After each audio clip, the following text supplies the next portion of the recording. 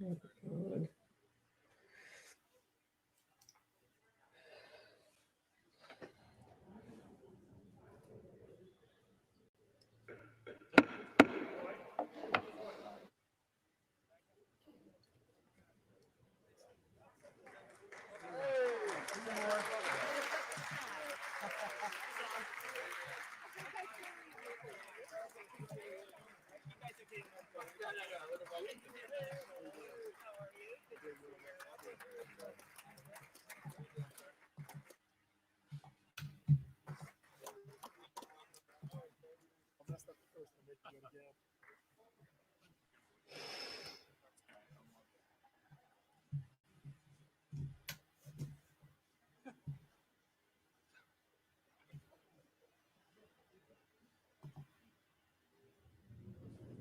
All right, guys, this is Black Spring with Autumn, and I am bringing to you from via C-SPAN the State of the Union address. I'm sure you guys are waiting with bated breath, and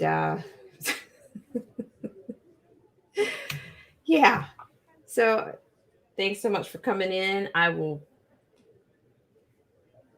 tag in just a second. So we've got the high priestess here, and we'll see what comes up.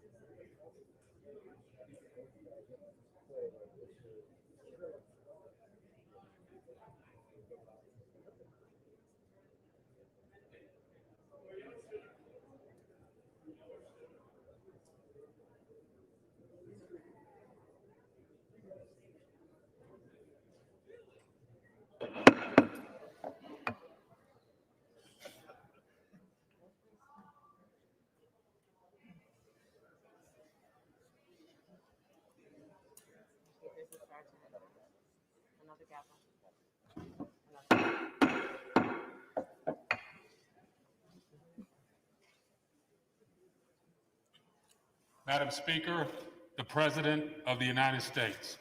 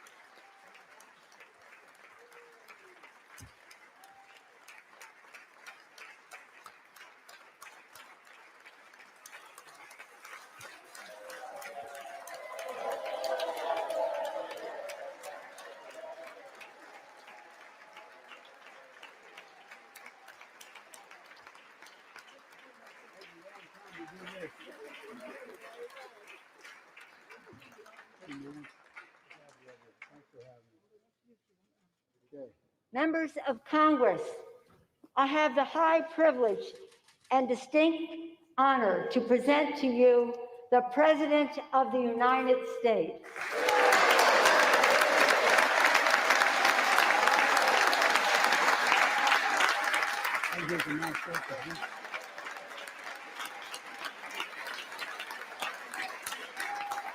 Thank you. Thank you, thank you, thank you. Good to be back.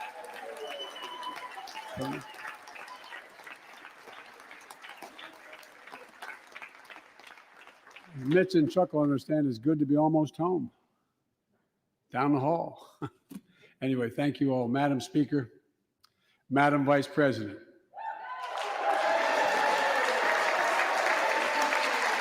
No president has ever said those words from this podium. No president has ever said those words. And it's about time.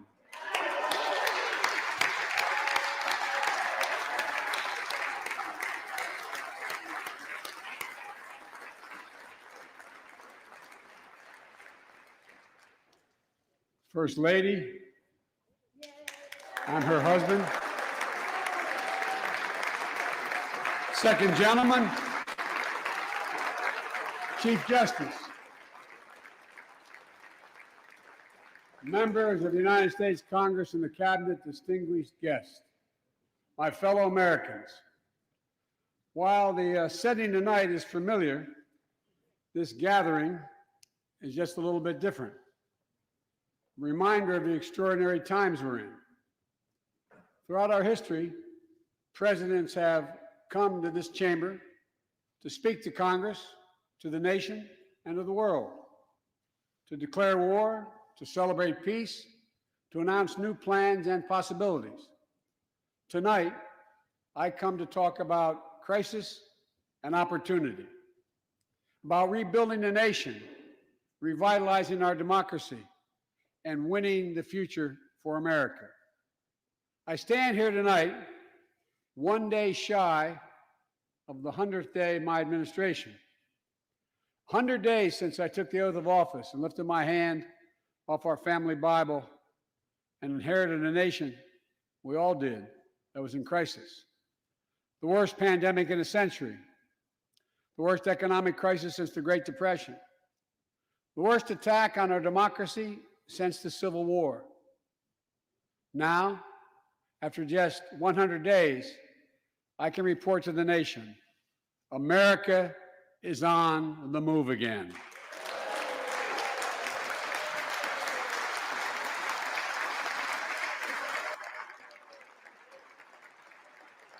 Turning peril into possibility, crisis to opportunity, setbacks into strength.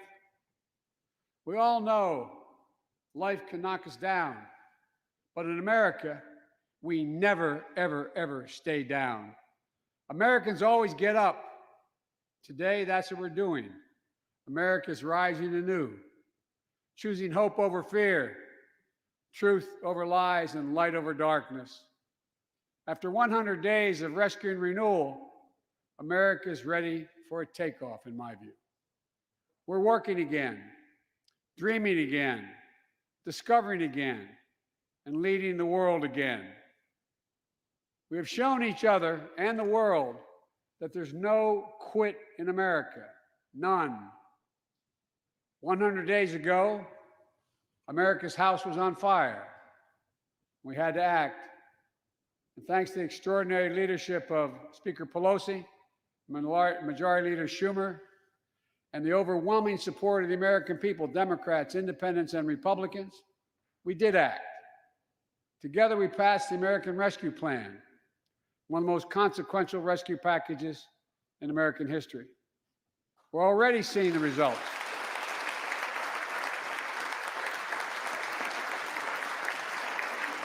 We're already seeing the results.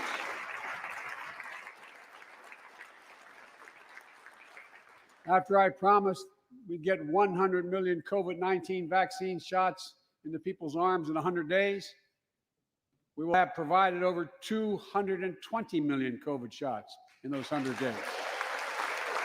Thanks to all the help of all of you.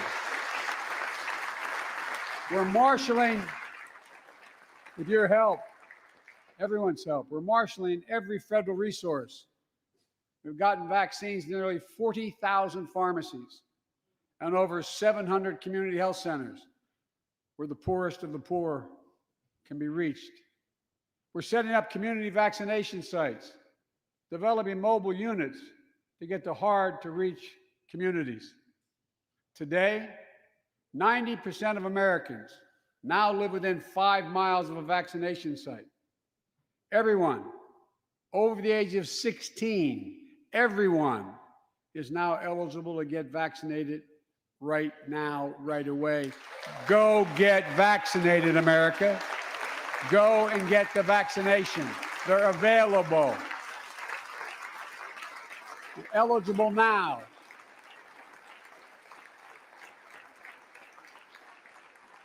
When I was sworn in on January 20th, less than 1% of the seniors in America are fully vaccinated against COVID-19.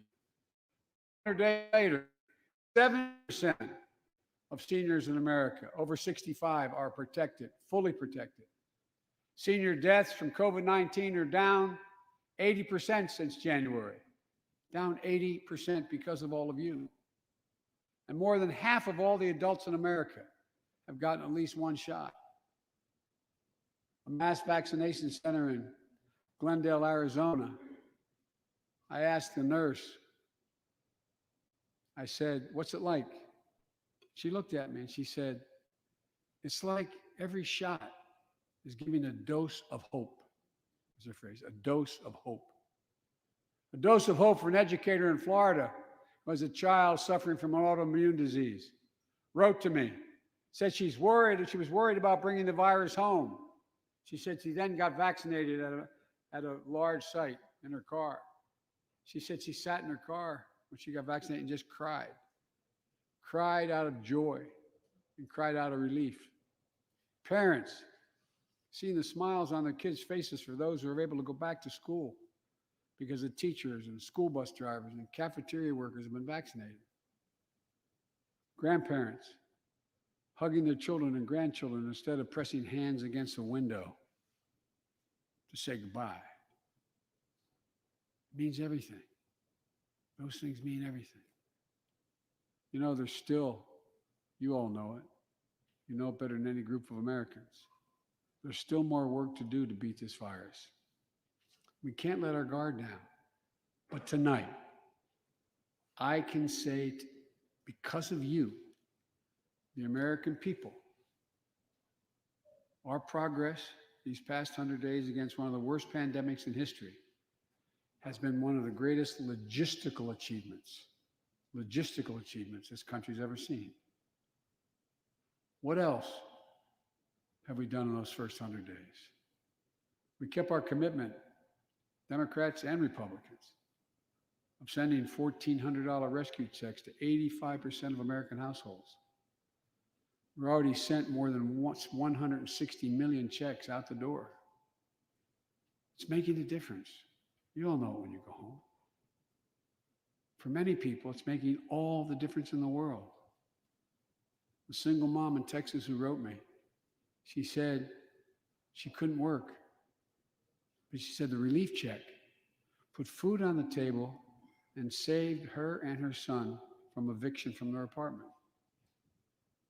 A grandmother in Virginia who told me she immediately took her granddaughter to the eye doctor, something she said she put off for months because she didn't have the money. One of the defining images, at least from my perspective in this crisis, has been cars lined up for miles. And not people just barely able to start those cars, nice cars, lined up for miles, waiting for a box of food to be put in their trunk. I don't know about you, but I didn't ever think I'd see that in America. And all of this is through no fault of their own, man. No fault of their own, these people are in this position. That's why the rescue plan is delivering food and nutrition assistance to millions of Americans facing hunger. And hunger is down sharply already. We're also providing rental assistance. You all know this, but the American people, I want to make sure they understand. Keeping people from being evicted from their homes. Providing loans to small businesses that reopen. and keep their employees on the job. During these 100 days, an additional 800,000 Americans enrolled in the Affordable Care Act when I established a special sign-up period to do that. 800,000 in that period. We're making one of the largest one-time ever investments, ever, in improving healthcare for veterans. Critical investments to address the opioid crisis.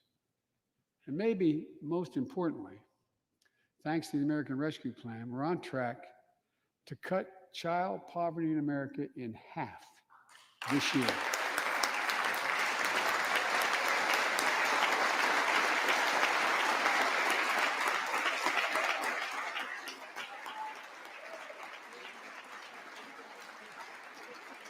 And in the process,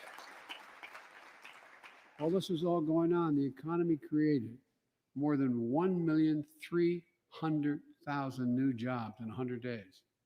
More jobs in the first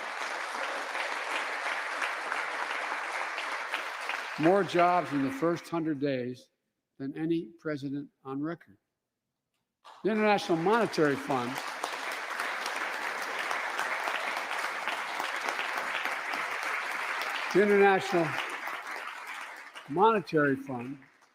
is now estimating our economy will grow at a rate of more than 6% this year. That will be the fastest pace of economic growth in this country in nearly 4 decades. America's moving forward, but we can't stop now.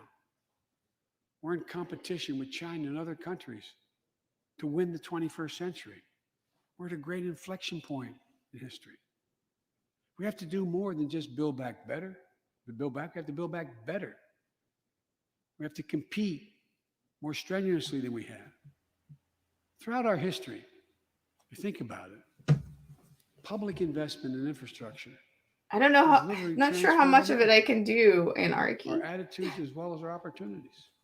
The Transcontinental Railroad, interstate highways, united 2 oceans, and brought a totally new age of progress to the United States of America. Universal public schools and college aid opened wide the doors of opportunity. Scientific breakthroughs took us to the moon. Now we're on Mars, discovering vaccines, gave us the internet, and so much more. These are investments we made together as one country, and investments that only the government was in a position to make. Time and again. Only the government. They propel us into the future. That's why I proposed the American Jobs Plan. Jeez, A once-in-a-generation investment in America itself. This is the largest jobs plan since World War II. Creates jobs to upgrade our transportation infrastructure. Jobs modernizing our roads, bridges, highways. Jobs building ports and airports, rail corridors, transit lines. It's clean water. And today, up to 10 million homes in America and more than 400,000 schools and child care centers have pipes with lead in them, including drinking water. A clear and present danger to our children's health. American Jobs Plan creates jobs replacing 100% of the nation's lead pipes and service lines, so every American can drink clean water.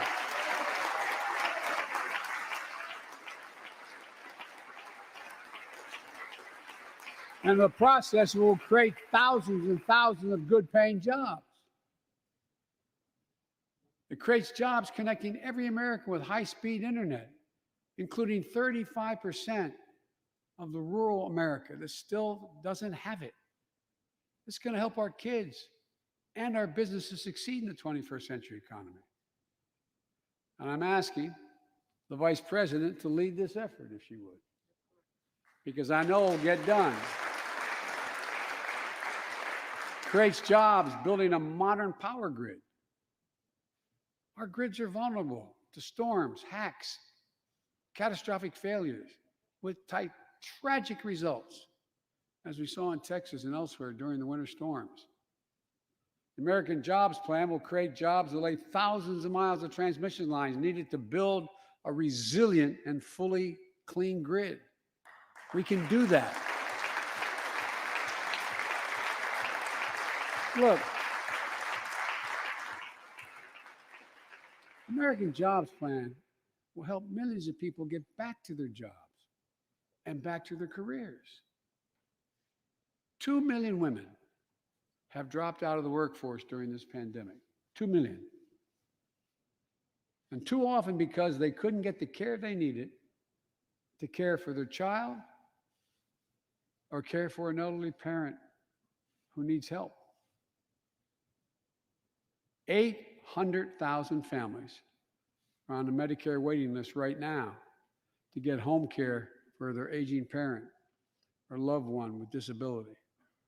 Bring your If you think calculator. it's not important, check out in your own district, Democrat or Republican. Democrat or Republican voters. Their great concern, almost as much as their children, is taking care of an elderly loved one who can't be left alone. Medicaid contemplated it, but this plan is going to help those families and create jobs for our caregivers with better wages and better benefits, continuing a cycle of growth. For too long, we've failed to use the most important word when it comes to meeting the climate crisis: jobs. Government, government, Jobs. government, government, government, government, government, government, government. Say it. This is they've got the answers for everything. That's their answer for everything. When I think climate change, I think jobs. American Jobs Plan will put engineers and construction workers to work building more energy efficient buildings and homes. Electrical workers, IBEW members installing 500,000 charging stations along our highways so we can own the electric car market. Farmers planting cover crops so they can reduce the carbon dioxide in the air and get paid for doing it. Look, think about it. There is simply no reason why the blades for wind turbines can't be built in Pittsburgh instead of Beijing. No reason. None. No reason. But folks, there's no reason why American workers can't lead the world in the production of electric vehicles and batteries. I mean, there is no reason. We have the capacity.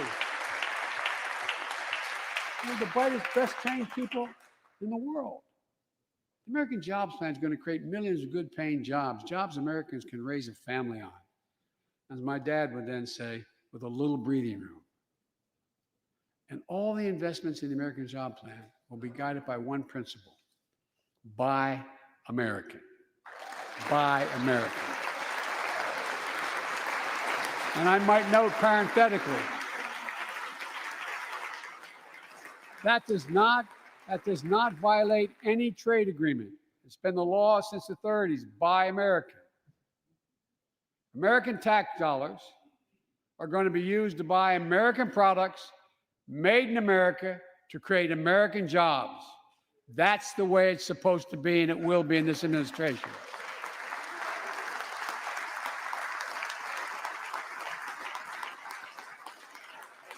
And I made it clear to all my cabinet people, their ability to give exemptions has been strenuously limited.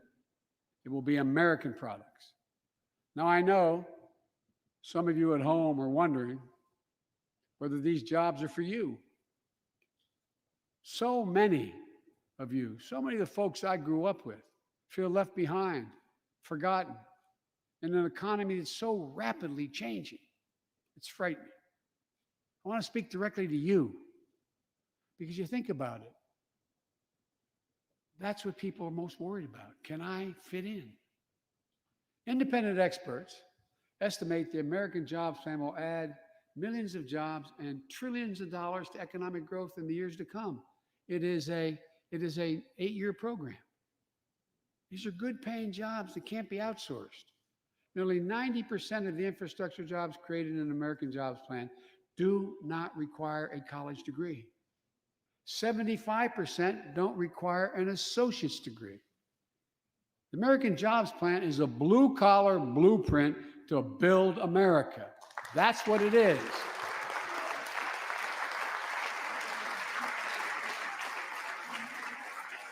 And it recognizes something I've always said in this chamber and the other. Good guys and women on Wall Street, but Wall Street didn't build this country. The middle class built the country, and unions built the middle class. So that's why I'm calling on Congress to pass Protect the Right to Organize Act, the PRO Act, and send it to my desk so we can support the right to unionize. I By think the way, does he think he's I'm thinking FDR? about sending things to my desk. Yikes. Let's raise the minimum wage to $15. There we go with that again. No one working 40 hours a week. No one working 40 hours a week should live below the poverty line. We need to ensure greater equity and opportunity for women. While we're doing this, let's get the Paycheck Fairness Act to my desk as well. Equal pay. It's been much too long. And if you wonder whether it's too long, look behind me. And finally, American jobs Finally are the already? biggest increase in non-defense research and development on record. We'll see more technological change. And some of you know more about this than I do. We'll see more technological change in the next 10 years than we saw in the last 50. That's how rapidly artificial intelligence and so much more is changing. And we're falling behind the competition with the rest of the world. Decades ago, we used to invest 2% of our gross domestic product in America, 2% of our gross domestic product in research and development. Today, Mr. Secretary, that's less than 1%. China and other countries are closing in fast. We have to develop and dominate the products and technologies of the future. Advanced batteries, biotechnology, computer chips, clean energy.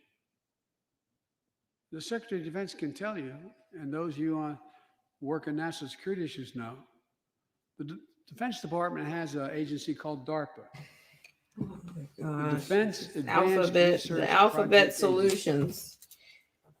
The people who set up before I came here, and that's been a long time ago, to develop breakthroughs that enhance our national security. That's their only job. And it's a semi-separate agency. It's under the Defense Department. It's led to everything from the discovery of the internet to GPS and so much more. It's enhanced our security. The National Institute of Health, the NIH, I believe, should create a similar advanced research projects agency for health. Oh my God. This is global health. This is. Here's what it would do.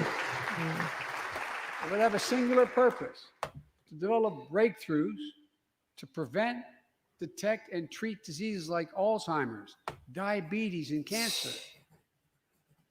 Lab rats. I'll still never forget when we passed the cancer proposal in the last year as vice president.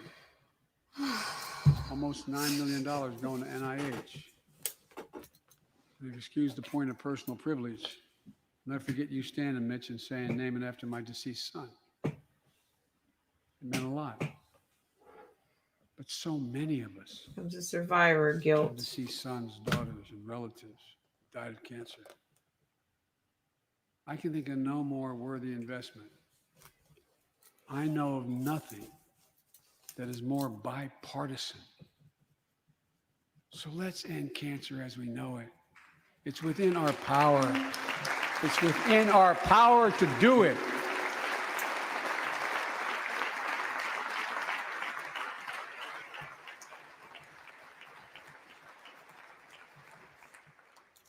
Investments in jobs and infrastructure like the ones we're talking about have often had bipartisan support in the past. Vice President Harris and I met regularly in the Oval Office with Democrats and Republicans and discussed the jobs plan. And I applaud a group of Republican senators who just put forward their own proposal. So let's get to work. I wanted to lay out before the Congress my plan before we got into the deep discussions. I'd like to meet with those who have ideas that are different, they think are better. I welcome those ideas. But the rest of the world is not waiting for us. I just want to be clear. From my perspective, doing nothing is not an option.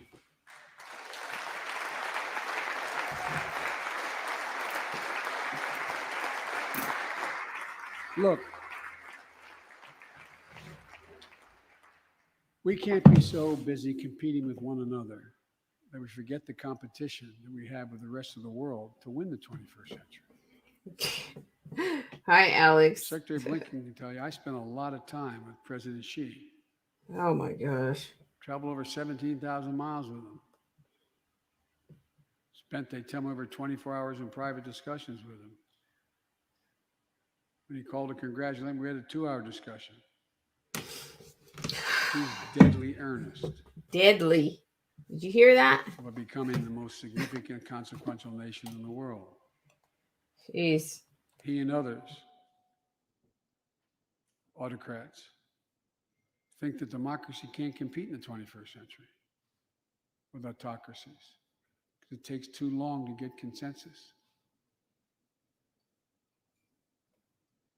To win that competition for the future, in my view, we also need to make a once-in-a-generation investment in our families and our children.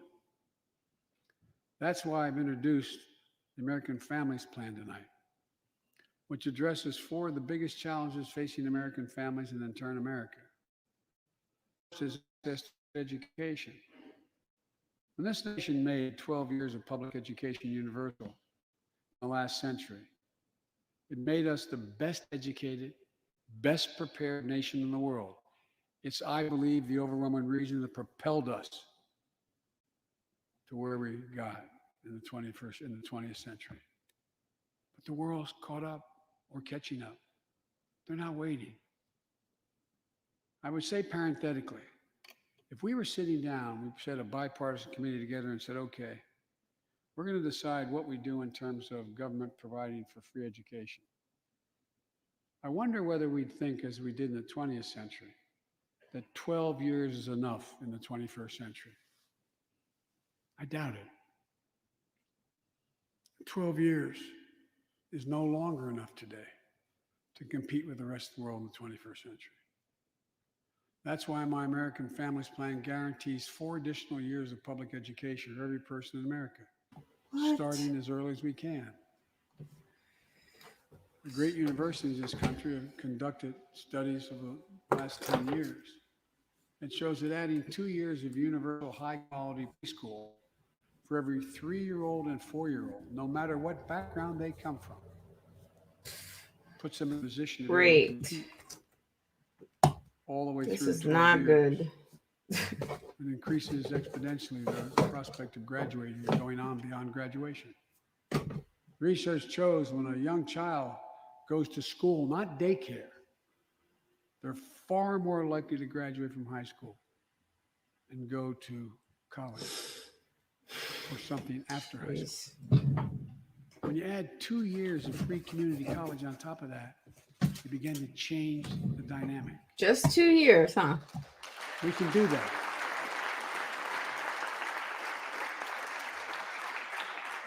And we'll increase Pell Grants and invest in historical Black colleges and universities, tribal colleges, minority-serving institutions. The reason is they don't have the endowments.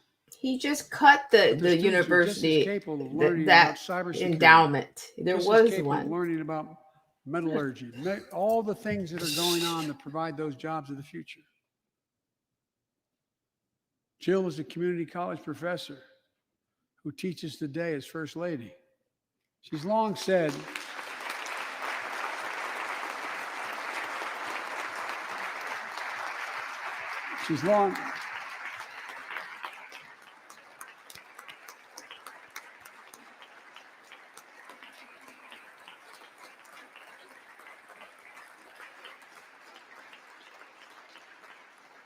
I've heard it once, I've heard it 1,000 times.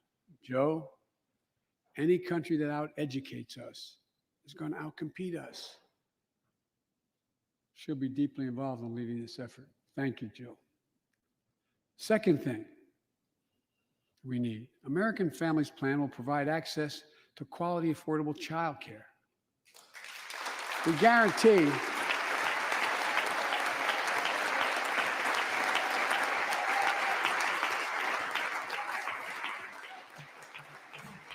we're on for legislation. We guarantee Hi, Jermaine that G. low and middle income families will pay no more than 7% of their income for high quality care for children up to the age of 5. The most hard pressed working families won't have to spend a dime. Third, the American Families Plan will finally provide up to 12 weeks of paid leave and medical leave, family medical leave. We're one of the few industrial countries in the world. No one should have to choose between a job and a paycheck or taking care of themselves and their loved ones or parent or spouse or child. And fourth, the American Family Plan puts directly into the pockets of millions of Americans. In March, we expanded tax credit for every child in a family, up to $3,000 per child if you're under 6 years of age. Over 6 years of age, and $3,600 for children over 6 years of age. With 2 parents, 2 kids, that's $7,200 in the pockets that are going to help take care of your family. And that will help more than 65 million children and help cut child care poverty in half. And we can afford it. So we did that in Hi, Luciano. the last piece of legislation we passed. You got a strong stomach. Let's extend that child care tax credit at least through the end of 2025. Thanks. The American Rescue Plan lowered health care premiums for 9 million Americans who buy their coverage under the Affordable Care Act. I know that's really popular this side of the aisle. But let's make that provision permanent so their premiums don't go back up.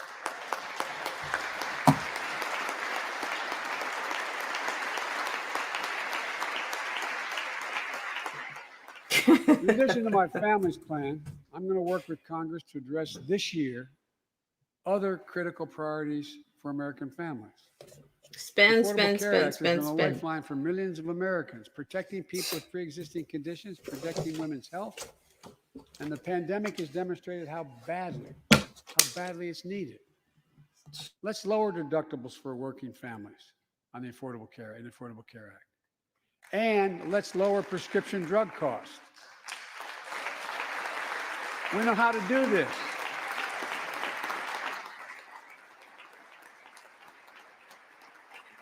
The last president had that as an objective. We all know how outrageously expensive drugs are in America. In fact, we pay the highest prescription drug prices of anywhere in the world, right here in America. Nearly 3 times for the same drug, nearly 3 times what other countries pay. We have to change that, and we can. Let's do what we talked about for all the years I was down here in this body, in Congress.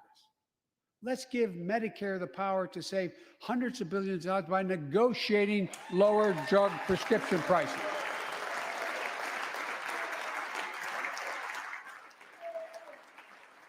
By the way, it won't just help people on Medicare.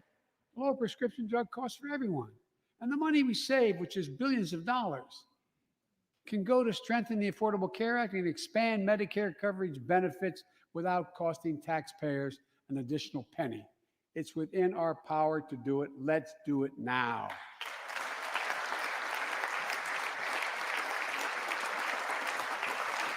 We've talked about it long enough, Democrats and Republicans.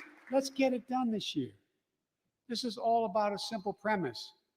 Health care should be a right, not a privilege in America.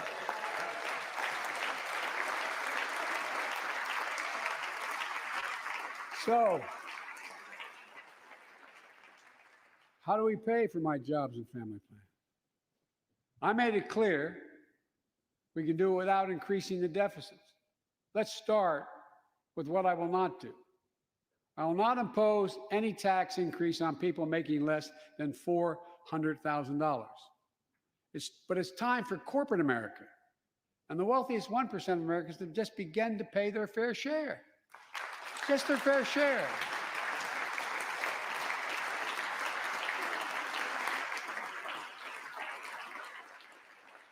Sometimes I have arguments with my friends in the Democratic Party. I think you should be able to become a billionaire and a millionaire, but pay your fair share. A recent study shows that 55 of the nation's biggest corporations paid zero federal tax last year. Those 55 corporations made in excess of $40 billion in profit. A lot of companies also evade taxes through tax havens in Switzerland and Bermuda and the Cayman Islands. And they benefit from tax loopholes and deductions for offshoring jobs and shifting profits overseas. It's not right. We're going to reform corporate taxes so they pay their fair share and help pay for the public investments their businesses will benefit from as well.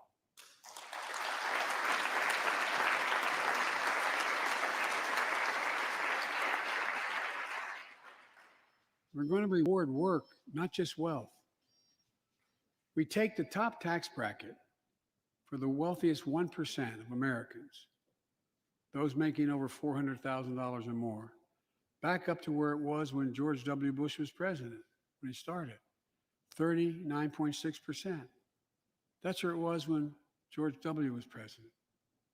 We're going to get rid of the loopholes, allow Americans to make more than $1 million a year and pay a lower tax rate on their capital gains than Americans who receive a paycheck. We're only going to affect 0.3% of all Americans by that action, 0.3%. And the IRS is going to crack down on millionaires and billionaires who cheat on their taxes. It's estimated to be billions of dollars by think tanks that are left, right, and center. I'm not looking to punish anybody. But I will not add a tax burden, additional tax burden to the middle class in this country. They're already paying enough. I believe what I propose is fair, fiscally responsible, and it raises revenue to pay for the plans I propose and will create millions of jobs that will grow the economy and enhance our financial standing in the country. When you hear someone say, they don't want to raise taxes on the wealthiest 1% or corporate America, ask them, whose taxes you want to raise? Instead, whose are you going to cut? Look, the big tax cut of 2017. Remember, it was supposed to pay for itself. That was how it was sold. And generate vast economic growth. Instead, it added $2 trillion to the deficit. It was a huge windfall for corporate America and those at the very top. Instead of using the tax saving to raise wages and invest in research and development, it poured billions of dollars into the pockets of CEOs. In fact, the pay gap between CEOs and their workers is now among the largest in history. According to one study, CEOs make 320 times what the average worker in their corporation makes. Used to be below 100. The pandemic has only made things worse. 20 million Americans lost their job in the pandemic, working and middle-class Americans. At the same time, roughly 650 billionaires in America saw their net worth increase by more than $1 trillion in the same exact period. Let me say it again. 650 people increased their wealth by more than $1 trillion during this pandemic. And they're now worth more than $4 trillion. My fellow Americans, trickle down economics has never worked. And it's time to grow the economy from the bottom and the middle out.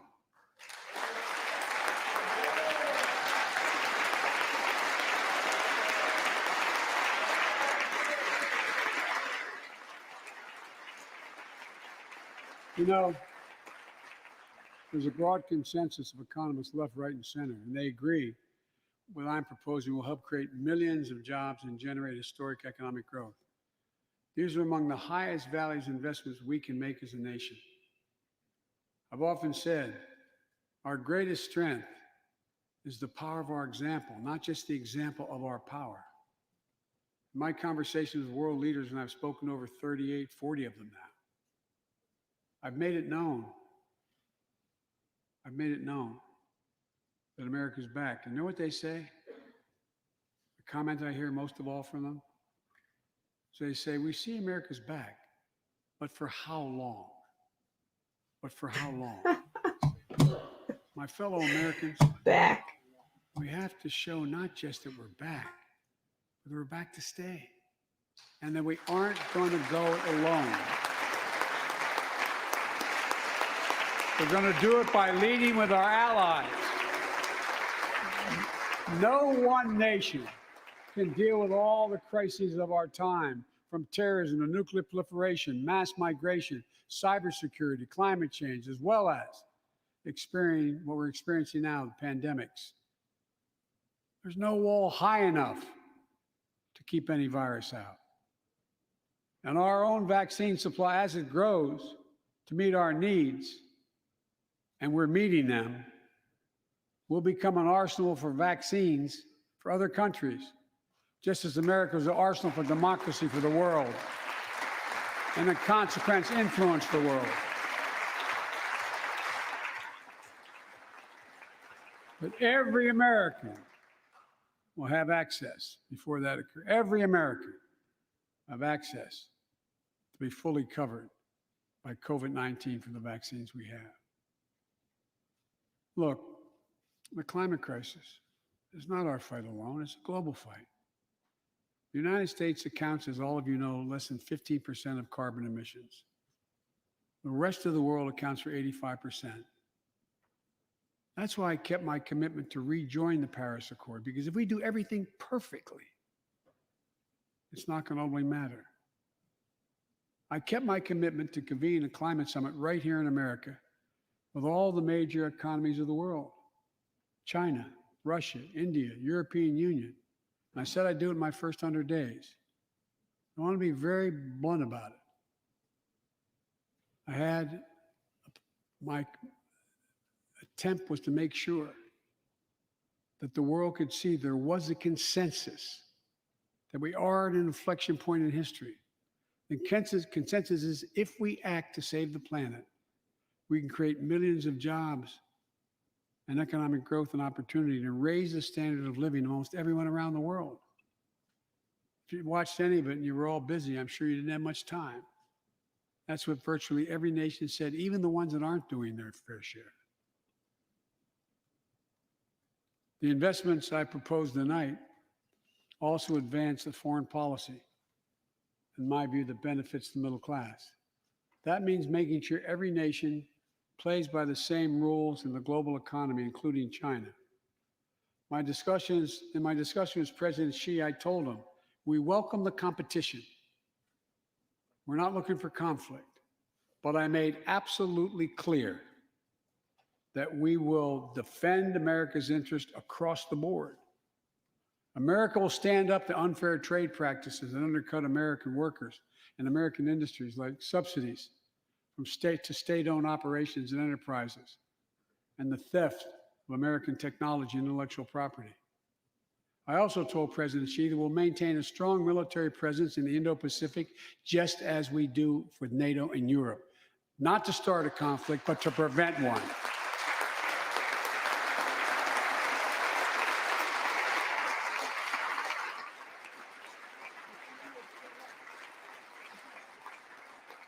I told them what I've said to many world leaders, that America will not back away from our commitments, our commitment to human rights and fundamental freedoms, and to our alliances. And I pointed out to him, no responsible American president could remain silent when basic human rights are being so blatantly violated. An American president has to represent the essence of what our country stands for. America is an idea, the most unique idea in history. We are created, all of us, equal. It's who we are. And we cannot walk away from that principle and, in fact, say we're dealing with the American idea. With regard to Russia, I know it concerns some of you, but I made very clear to Putin that we're not going to seek escalation, but their actions will have consequences. They turn out to be true, and they turned out to be true. So I responded directly and proportionately to Russia's interference in our elections and the cyber attacks on our government and our business. They did both of these things, and I told them we would respond, and we have. But we can also cooperate when it's our mutual interest. We did it when we extended the New START Treaty on nuclear arms, and we're working to do it on climate change. But he understands we will respond. On Iran and North Korea, nuclear programs that present serious threats to American security and the security of the world. We're going to be working closely with our allies to address the threats posed by both of these countries through diplomacy as well as stern deterrence. And American leadership means ending the forever war in Afghanistan. We have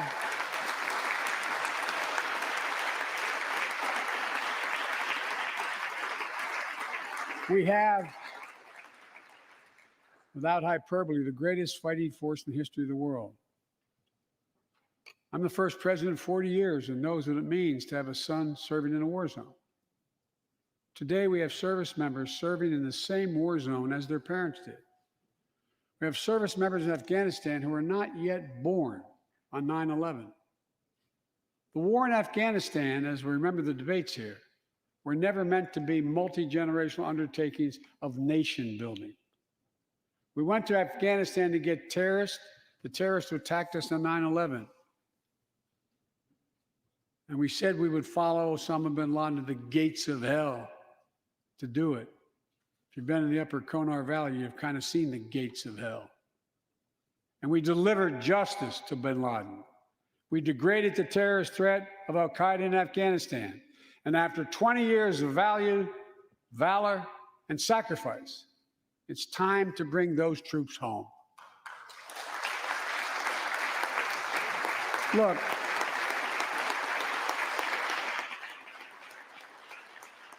even as we do, we'll maintain over-the-horizon capacity to suppress future threats to the homeland.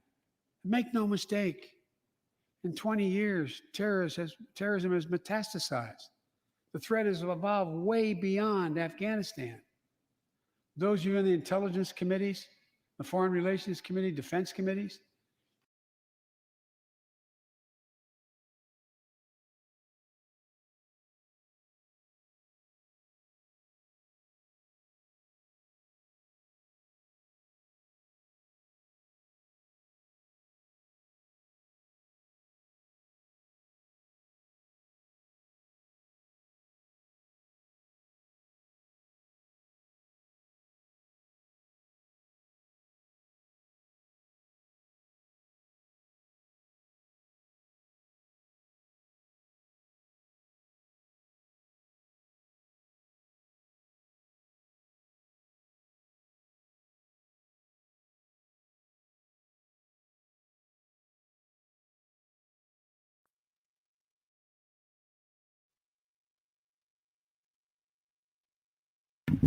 I'm just chiming in just for a second to say hi to everybody that's come in and to ask you guys to help us out with the dissemination of the stream. This is a bit heavy and it's a lot to sit through, but we'll chop it up just a little bit afterwards. And yeah, thanks so much for coming in. Wearing a uniform and a badge serve our communities, and they serve them honorably.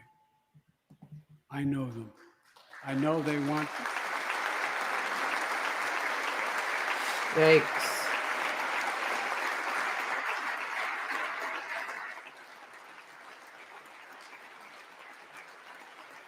I know we want to help meet this moment as well. My fellow Americans, we have to come together. Hi, Anthony Van to Zant. rebuild Thank you so trust much for between coming in. law I really enforcement and the appreciate people it. they serve, to root out systemic racism in our criminal justice God, system, this is just so and much. enact police reform in George Floyd's name that passed the House already. I know Republicans have their own ideas and are engaged in a very productive discussions with Democrats in the Senate. We need to work together to find a consensus. But let's get it done next month by the first anniversary of George Floyd's death. I mean, do you guys see the exaltation? This is a continuous exaltation. The country supports this reform, and Congress should act. We He's have a giant acting right now. opportunity to bend the arc of the moral universe toward justice, real justice. And with the plans outlined tonight, we have a real chance to root out systemic racism that plagues America and American lives in other ways.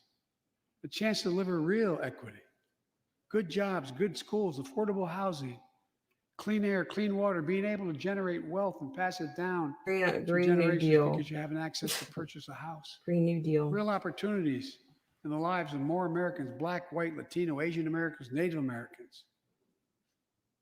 Look, I also want to thank the United States Senate for voting 94-1 to pass the COVID-19 Hate Crimes Act to protect Asian American and Pacific Islanders. You acted decisively.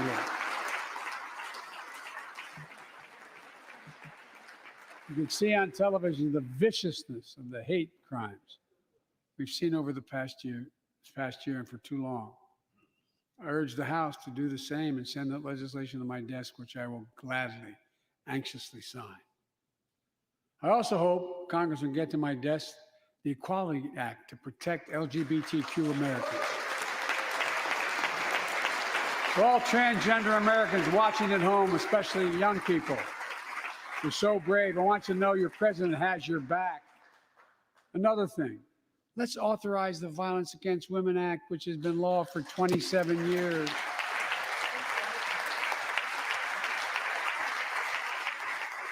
"27 years ago, I wrote it.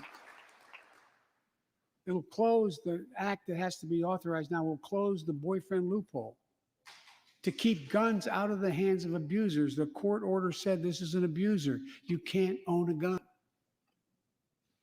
It's to close that loophole that existed. You know, it's estimated that 50 women are shot and killed by an intimate partner every month in America. 50 a month. Let's pass it and save some lives.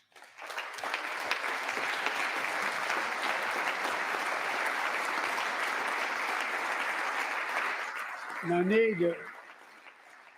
need not tell anyone this, but gun violence has become an epidemic in America. The flag at the White House was still flying at half-mast for the 8 victims of the mass shooting in Georgia, when 10 more lives were taken in a mass shooting in Colorado. And in the week in between those two events, 250 other Americans were shot dead in the streets of America. 250 shot dead. I know how hard it is to make progress on this issue. Funny, no mention of Chicago in that number. That's not even Ban on true. assault weapons and high-capacity magazines that hold 100 rounds that can be fired off in seconds. We beat the NRA. Mass shootings and gun violence declined. Check out the report over 10 years. But in the early 2000s, the law expired. We've seen daily bloodshed since. I'm not saying if the law continued, we wouldn't see bloodshed. More than 2 weeks ago in the Rose Garden, surrounded by some of the bravest people I know, the survivors and families who lost loved ones to gun violence, I laid out several of the Department of Justice actions that are being taken to impact on this epidemic. One of them is banning so-called ghost guns. These are homemade guns built from a kit that includes directions how to finish the firearm. The parts have no serial numbers, so they show up at crime scenes and they can't be traced. The buyers of these ghost gun kits aren't required to pass any background check. Anyone, from a criminal or terrorist, could buy this kit and within 30 minutes have a weapon that's lethal, but no more. And I'll do everything in my power to protect the American people from this epidemic of gun violence, but it's time for Congress to act as well. Look,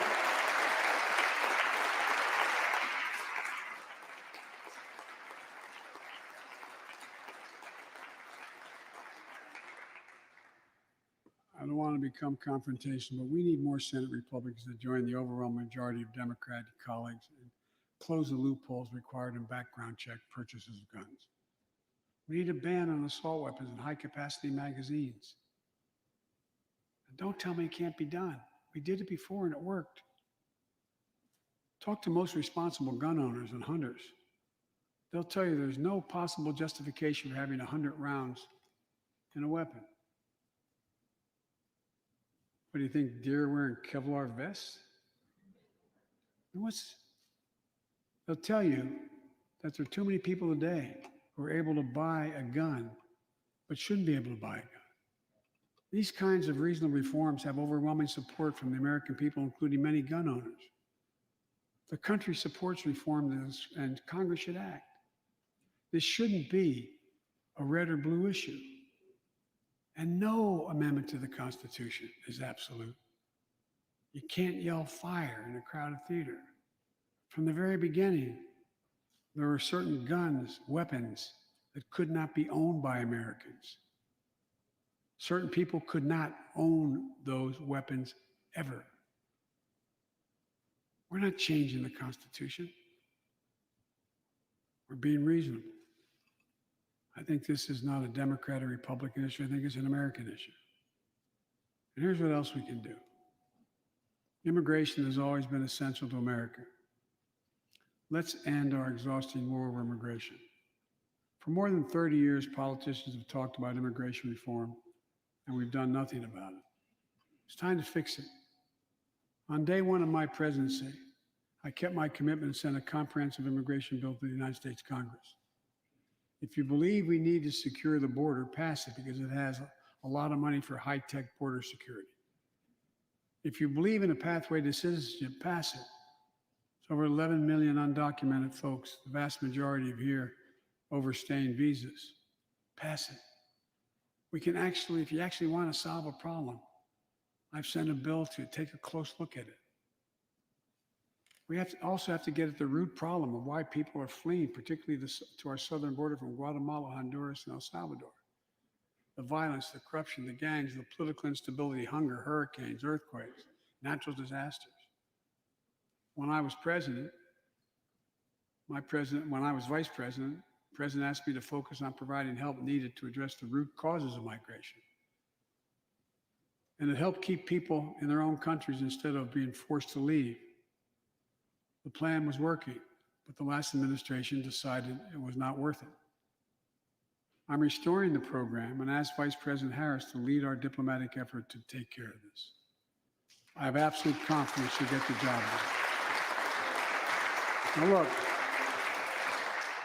if you don't like my plan, let's at least pass what we all agree on. Congress needs to pass legislation this year to finally secure protection for dreamers. The young people have only known America as their home. And permanent protection for immigrants who are here on temporary protective status who came from countries beset by man-made and natural-made violence and disaster, as well as a pathway to citizenship for farm workers who put food on our tables. Look, immigrants have done so much for America during this pandemic and throughout our history. The country supports immigration reform. We should act. Let's argue over it. Let's debate it. But let's act.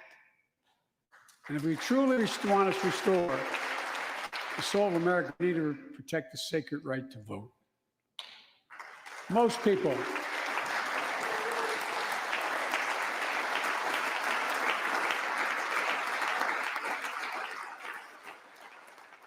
More people voted in the last presidential election than any time in American history, in the middle of the worst pandemic ever. It should be celebrated. Instead, it's being attacked. Congress should pass H.R. 1 and the John Lewis Voting Rights Act and send it to my desk right away. The country supports it, and Congress should act now. Look, in conclusion, as we gather here tonight, the image of a violent mob assaulting this Capitol, desecrating our democracy, remain vivid in all our minds. Lives were put at risk, many of your lives. Lives were lost.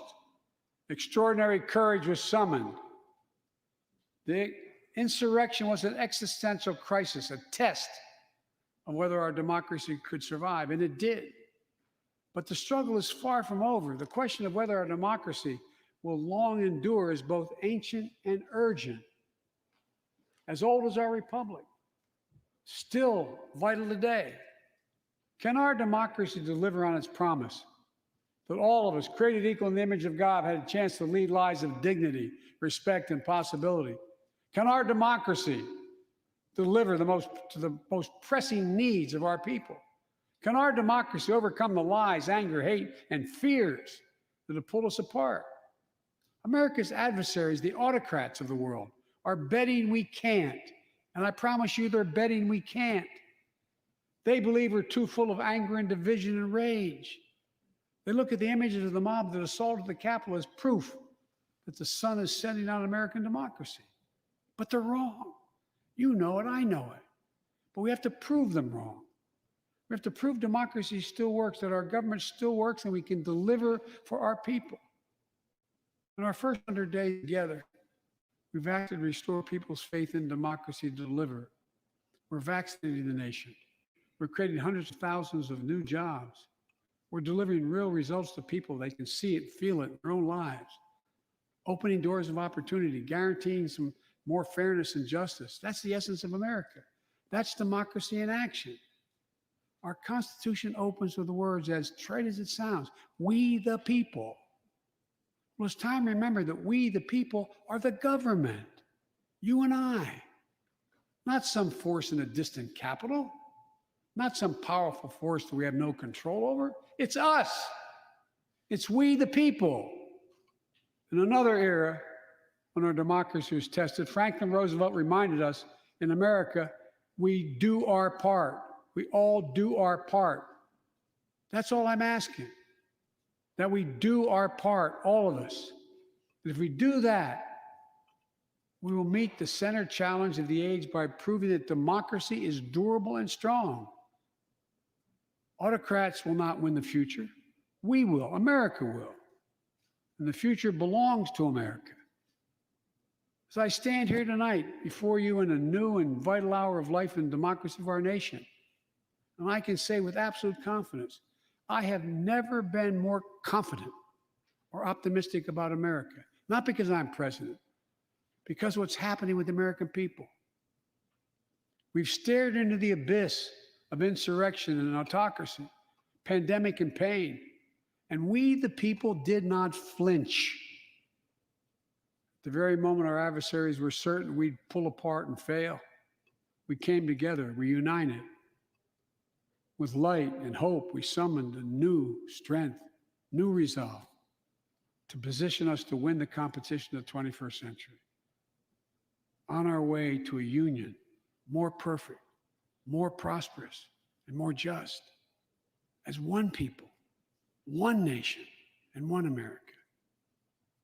Folks, as I told every world leader I've ever met with over the years, it's never, ever, ever been a good bet to bet against America, and it still isn't. We're the United States of America. There's not a single thing, nothing beyond our capacity. We can do whatever we set our minds to if we do it together. So let's begin to get together. God bless you all, and may God protect our troops. Thank you for your patience.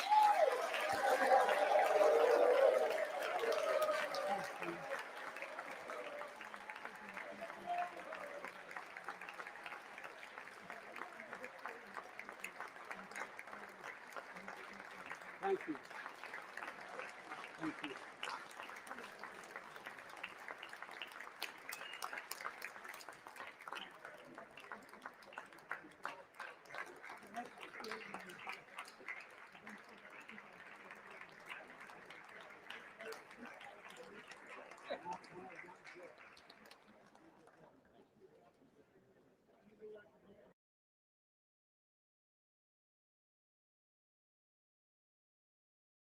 All right, my friends, I'm going to just come in here for a second and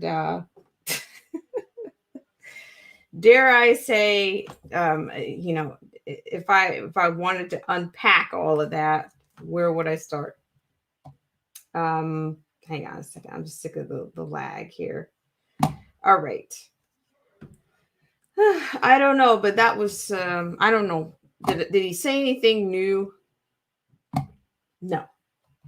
It's just, to me, more of a reiteration of, I think, of things that we've kind of poured over for the at least last year and a half, 2 years that I've been on YouTube. And there were some things that, the classic our democracy, you had to loop that a few times. And then not only did he said, we, the government, like not we, the people, we, the government. And to me, that's the answer to everything, whether it's, problem, reaction, solution, it's all the same answer. The government, the government, the government, the government, the government, the government, regulation, regulation, regulation, regulation. That's the theme. That's what I get from that speech. And I was waiting for him, he went through this whole, once he starts picking away, you had to add on some, he had to do some version of the Constitution, some skeleton, some pieces or remnants of the Constitution. So he throws in, one nation. He mentioned under God now. Like, I can see just about any and everything happening under this administration. I can see the flag being changed. I can see the Constitution being changed, whatever's left of that, because it's not like they're respecting that on any level. This whole idea of equity, where you got to dig ditches you got to bring this person down to that level and dig a trench over here for that person, instead of building people up from where they are or meeting people where they are. You got to break people down to reach whatever this UN concept of equity is, including the U.S. is standing alone. He talked about, his commitment to the Paris, they tip their hat to the globalist every single time. What they're doing with the Paris Accord, that is going to be a fixed economy.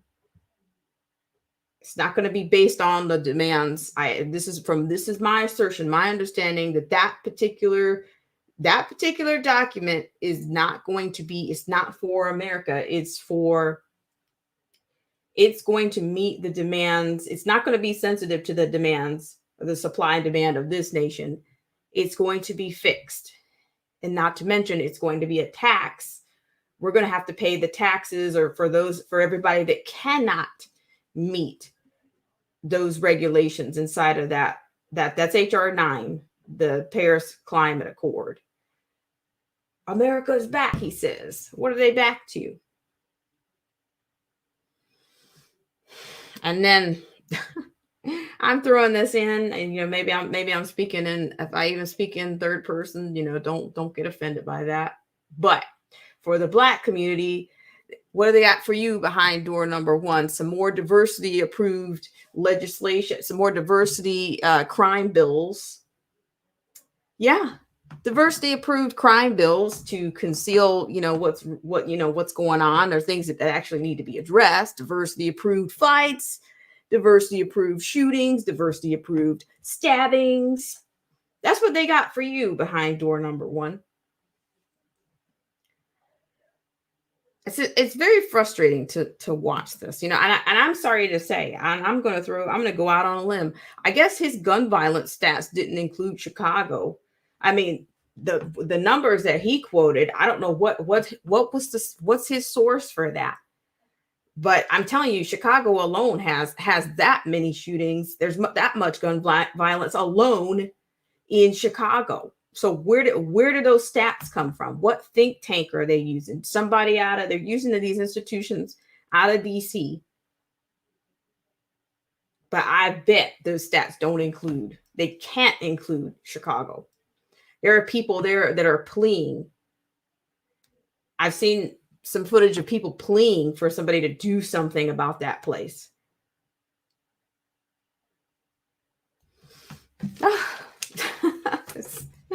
Thank you guys so much for tuning in. I mean, and that was, I'm kind of, I'm just scanning, just what I heard. It's a lot, but there's nothing original about that speech. It's just, to me, they're just basically saying, here, this is what we're doing. And, argue, kick, scream, whatever, something's going to be done, whether you like it or not. But yeah, so yeah, there's your answer for everything. The other thing that they go back to that, he and Nancy, maybe they share the same advisors or the same speechwriters, but it's funny. He talked about, what the inadequacies. Basically, the Pope said the same thing when it comes to basically sovereignty. Oh, it's not just enough. It's not enough to be a sovereign nation. You need to give up your sovereignty, give up your capitalism, and give it up. Because why? The state is not enough it's not strong enough where it's not enough to deal with the human condition. I mean, this is classic. It's about a year to the day. So what, today's the 28th? Yeah, we're coming off of that Earth Day. So what, you're already on to your next crisis, right? The climate change. Like we're crisis. This is the crisis administration, the crisis party, the crisis-led administration. And government is the only hope. That's what I got out of it. I don't know. Maybe you guys got something else out of it. He did use the government quite a few times. Quite a few times. Another thing I noticed that there's more people. I saw more women in that building than I've ever seen, including Nancy and Harris. That's the most. The men were outnumbered in there. So yeah,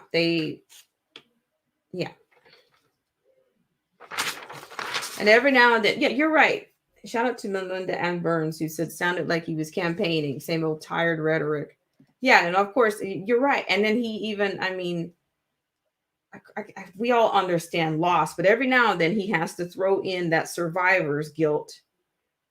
And I guess that's to somehow to appeal to the, to what's going on. Somehow, he's relating to people losing their lives in the streets. I have no idea what the logic is behind this.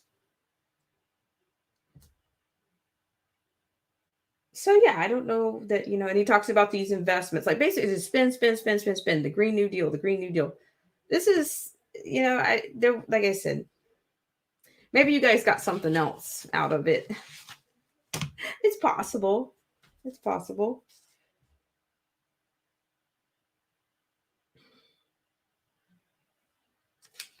Yeah, he's worried. He's so concerned about what we appear to be, as a nation on a global level.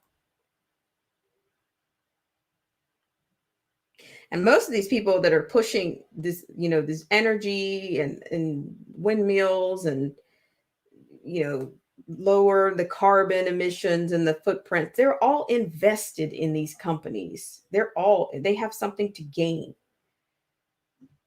They do. It's almost like, does he think he's FDR on some level? It's like, bring in more alphabet programs. And what was that about the adding more education to more indoctrination. How many more years of indoctrination are you going to get? I mean, it's mediocre where it is right now. And then, I mean, I don't know. I know I'm jumping around here. I'm not going in any specific order, but I think some of the most outrageous things are the ones that I'm speaking to right now.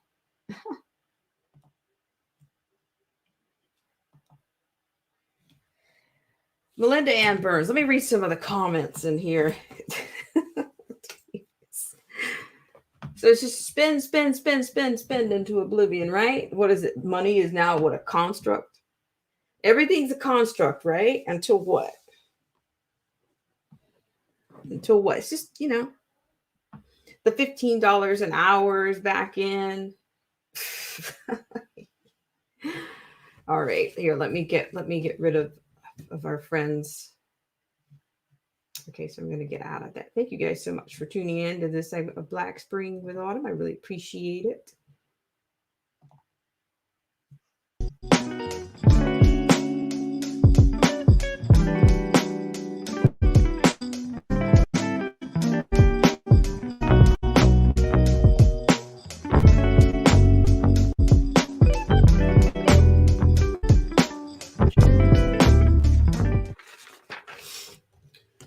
All right.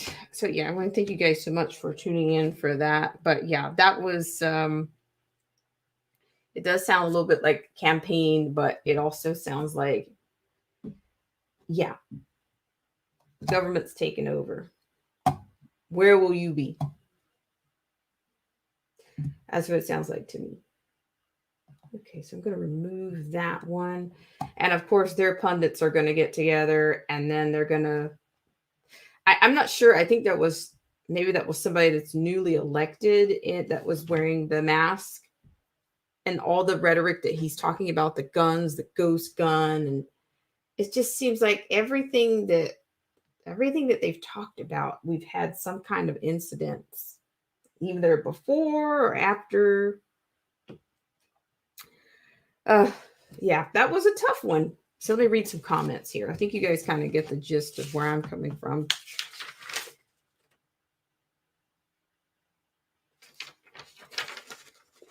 Yeah. All right. Actually, let me open this up just a second. And the thing about it is I'm going to open this up, but I'm going to open it up with the premise that we're going to do 3 to 5 minutes. You can pick any nuance or any excrement piece if you want.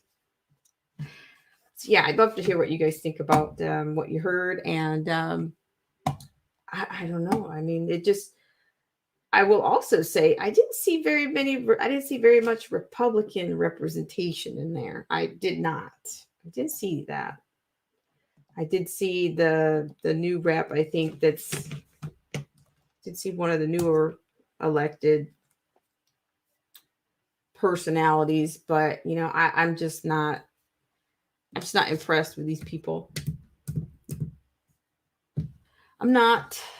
So there you go. There is a link out there. And actually, let me go ahead and run a few.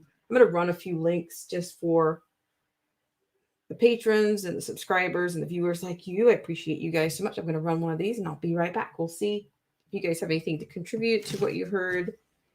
And yeah, you got anything to add to the Alphabet Solutions?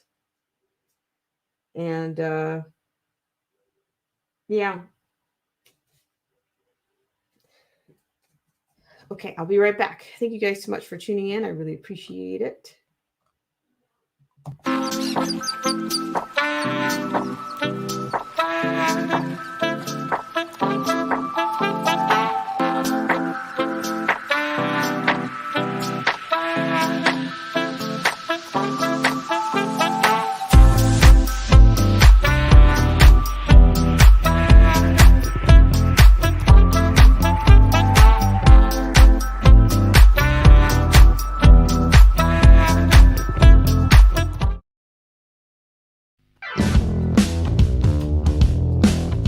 This show is brought to you in part by our sponsors. Whether you're interested in health, culture, politics, scripture, automobiles, or music, there's something for everyone. So please check out Derek C. Williams, Killer Whale Channels, The Definition of Anarchy, Joseph Francis Burton, Paralysis by Analysis, Chrysler Imperial H, Little Miss Goth, AZ Infidel, Cold War Jesus, Anthony Scioli, and Let the Truth Be Told. We'll be right back, right after this.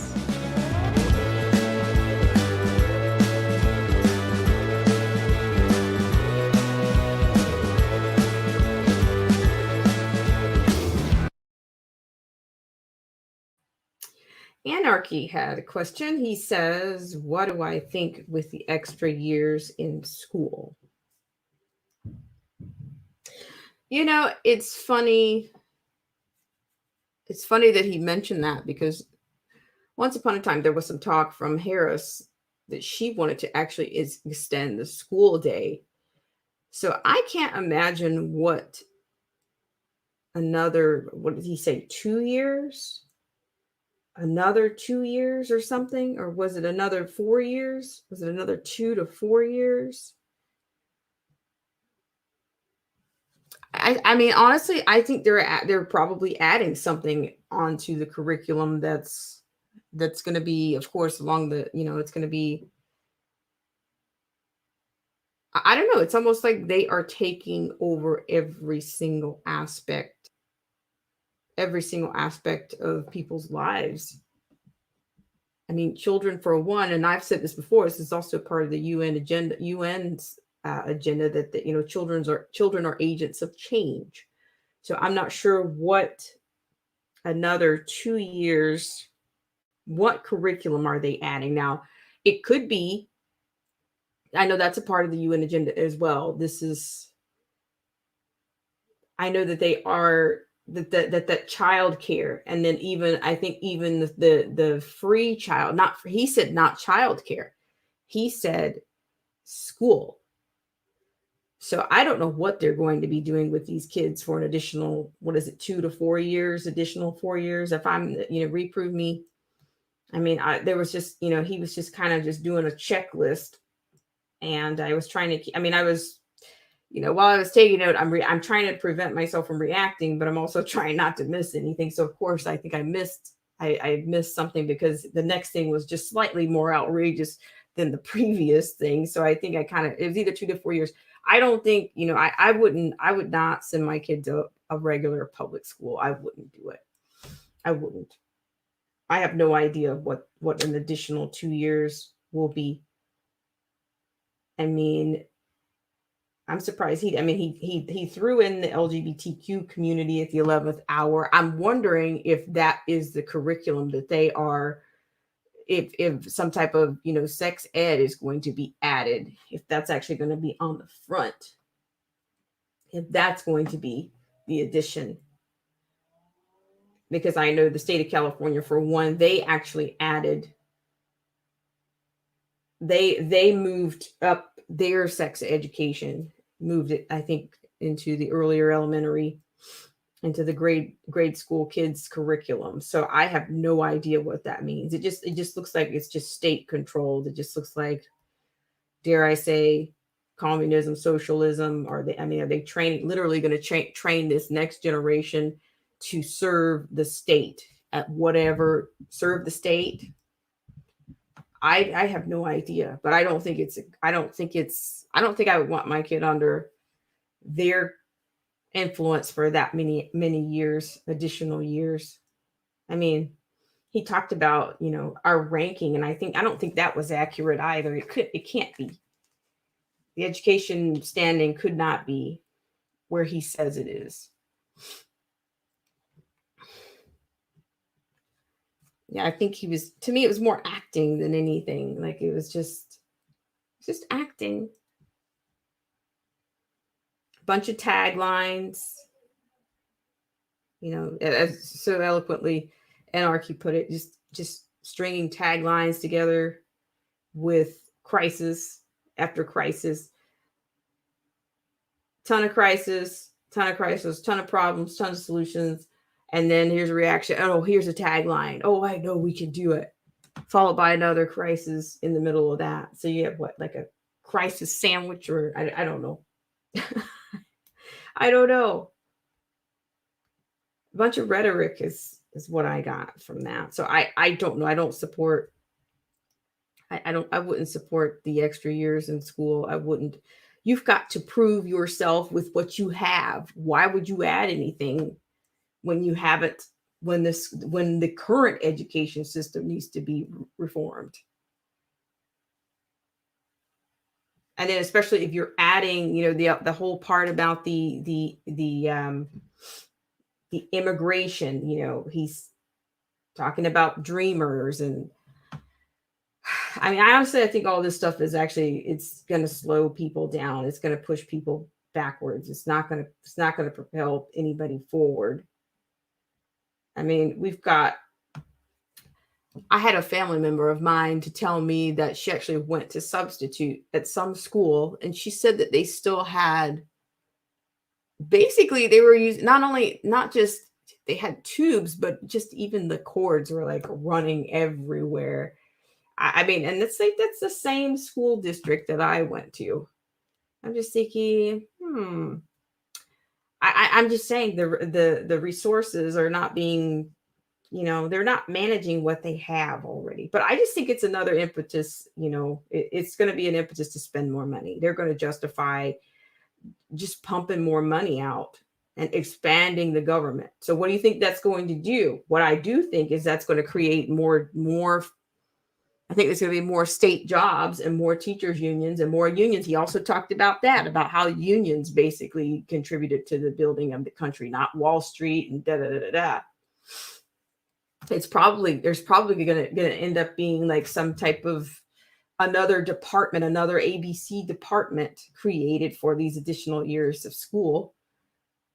I mean, my gosh, if the unions aren't running the roost already, I mean, when you think about it, it's just even more ridiculous. Many kids are not, especially in the blue states, they're not even back to school. So what is he talking about? I mean, what is it in the communist history?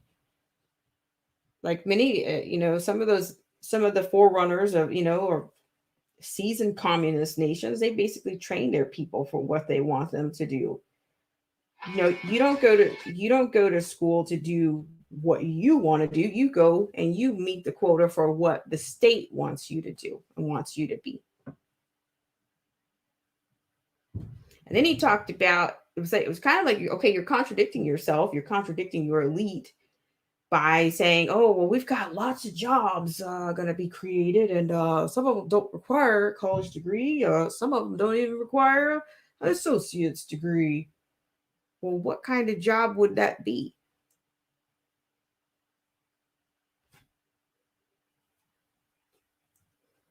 It's like you're kind of undercutting your pipeline to the 4-year, elite schools. If you're encouraging people that, oh, you're going to be able to get a job and you're not going to need any of those extra skills or any of that stick-to-itiveness. Because honestly, when you think about, I don't mean to totally disparage four-year universities, but the way they are, like if it's like when you're in the middle of something, sometimes you cannot see it. It's like if you're able to step back away from it and see the world for the way it is instead of the way they tell you it is, then you get, you got a different perspective. Or it's like, they created, it's people that have sold the whole everybody needs to go to college, to me is a part of the reason that there are so many people that have student loan debt. That's part of the reason, because somebody sold them a dream and said, hey, go out here, you're going to make this much more than a college graduate, than a high school graduate. And unfortunately, that doesn't always happen. And it also depends on what field you go into. But And honestly, I personally, from my personal experience, I think kids, when they're at the 4-year schools, no matter what the standard or the rank is, they're just numbers. You're just a number. Are they gonna? You're just a number.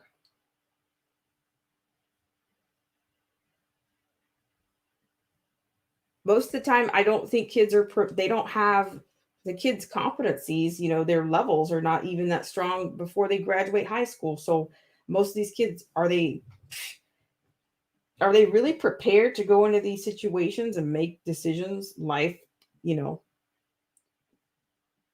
informed decisions about their education?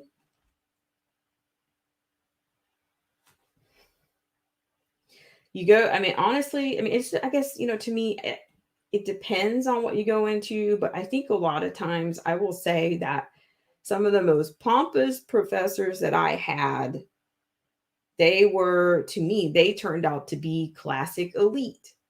It's only in that little tower that they're going to be able to press and act out on people's kids. They can't act like that in the real world. They can't hack it. They're not going to hack it like that in the real world. So they're acting out on people's kids every day in a classroom. And if you don't write it, if you don't do this the way I want you to do this, and you're not going to get a good grade, or they've turned out to be SJWs, most of them, more SJW than they are professors. Or either, there's some victim or some whatever. I think I find even in academia, many of the people, they're not happy because something in their career didn't quite turn out the way they wanted. So guess what? They ended up teaching your kid. So they ended up acting out on your kid every day as if they were your kid's leader. And many times kids suck that up because you don't know where they came from. Maybe they were with somebody, maybe they grew up with a parent, or, derelict parents that didn't really give them any hope. So they figure, oh, well, I'm going to please my professor if I do this, if I do everything they say do, if I regurgitate everything they ever said in every lecture, and if I do it just like that, then I'm not only going to please that professor, but I'm going to get the grade that matches it. Some people are kind of lost when they get out of school. So it's a vulnerability to me. I mean, I think sometimes you don't know what you want your major to be when you go into a college. And sometimes you get there, what you thought you knew what it was going to be. By the time you've been under the influence, or you've been, somebody's been acting out on you for several months. By the time that happens, oh, well, I'm going to change my major to ice crystals sculpting. I mean, I'm going to be honest. I mean, I had to kind of exercise some type of restraint or whatnot myself, because I remember I almost had a professor. She was total SJW. She doesn't realize that, but and I actually loved where she was going, what she was trying to steer me into. But I'm just thinking, no, I'm not going to do it if I did it, it would be for the reasons that I approved. It wouldn't be for the reasons that you're mentioning it. I mean, because here again, here comes the indoctrination, right? I think she's one of my favorite. I really respect this woman, but I don't respect the total indoctrination. There's she happened to be a Black woman, a Black professor. And, she totally wanted me to dig my heels into, well, you're already the first, da, da, da, da. And it's I don't care anything about that. Nobody cares. Nobody cares. Nobody cares. Nobody cares that I'm the first one to do this. Oh, and now why don't you go over here and do this? Because I'm the first one from 1976. And it's a fascinating, I'm sure it's a great career, but even she doesn't make the kind of money that she put into it. I think she was on scholarships and whatever. If you get scholarships, assistantships to act out on these things, then great. But unless I would have had to be like a six-figure professor or, but I wasn't going to be that. I wasn't going to be that. I wasn't going to be, I didn't want to get a doctoral degree because that would have been the next step. Okay, you get a master's degree. Okay, now you got to get a doctoral degree so the elite can accept you, can embrace you just a little bit more. Because, when you go for your master's and all these things, you're basically given a defense. You're given a defense. Okay, hey, accept me. I went through 4 years, and hey, I came here. I did your 2 years too. Give me your blessings to be a part of this group. I did that. But I didn't go to the next step. I didn't go to the next one. And I didn't pick up a second one. No. There's some people, I have friends with multiple degrees, and then it's just, and they are so empty. They are so empty. I just figure, I can't justify this kind of money, this kind of a risk, because am I going to be traveling all around the world, visiting villages and performing and dancing and doing these things? I'm not. I'm not. If even an academic, you're lucky if you can get an appointment, get an academic appointment at a research university, so you can study, so you can just focus on one thing. Hey, I got this academic residency. I'm doing nothing but kete drums I'm playing kete drums all year. I'm going to write tunes for kete drums. I'm going to go play with the tribes, in Africa and West Africa. And I had a professor like that, but he wasn't even full time. He was, okay, I'm going into a rant here. Nobody wants to hear about this, but I'm just saying, I just think he was kind of I got here because I think he was kind of undercutting his elite. When you say you're going to offer people, the government can create jobs that don't require anything beyond a high school training. Well, what are you going to do? Does that mean you're bringing the trade and the vocational schools back curriculum back to the schools? Is that what you mean? I didn't hear that. I'm hearing about windmills and the problem. Okay, of course, he talked about Texas. What happened to them? Look what happened to them. I can't imagine, they have these windmills made across the world. We can fix that right here. Always got a solution. Had the solution before it happened, had the solution after. It's the same loop. But if you're not paying attention, everything's fine. Everything looks good from here. Yeah, so I don't know. I kind of got on about a whole lot there. So if it doesn't include a vocational school or some hands-on skills, some type of practicum to go into education, so people don't come out like a blank page, you're just creating more. You're just expanding the government. You're channeling your inner FDR. You're going to expand alphabet programs. You're going to expand with some alphabet pre-elementary programs. And there's probably teachers union already, some unions already ready to jump on that. He praised them too, credited them.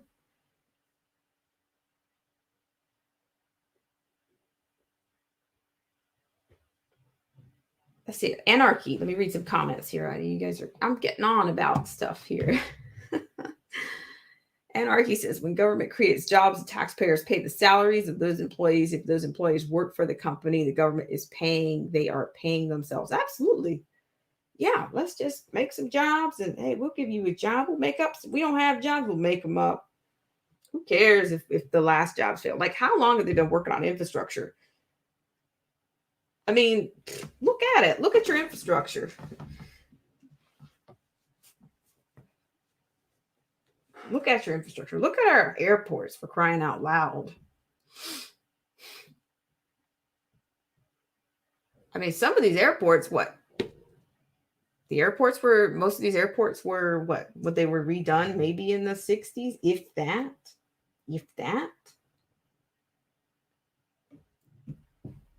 That's infrastructure. I mean, look at your streets, your highways, your bridges. Look at them right now. But of course, you need more money you need to pump more money into, yeah. But I'm saying, I just think that, for one, in fact, I've heard specifically, I need to find out where I've heard it, but many of these people are invested in these alternative energy sources. So you think that won't make the ballot, that won't make the speech, that won't make the teleprompter? It did.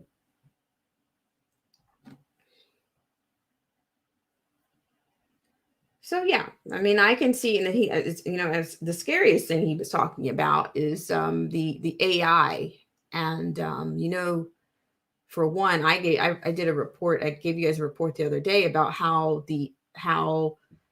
apparently the social credits scoring system of China is actually already infiltrating their employees, and some of their restaurants are under heavy surveillance. If your company has any kind of Chinese ties, and of course their prime minister is not doing anything about it.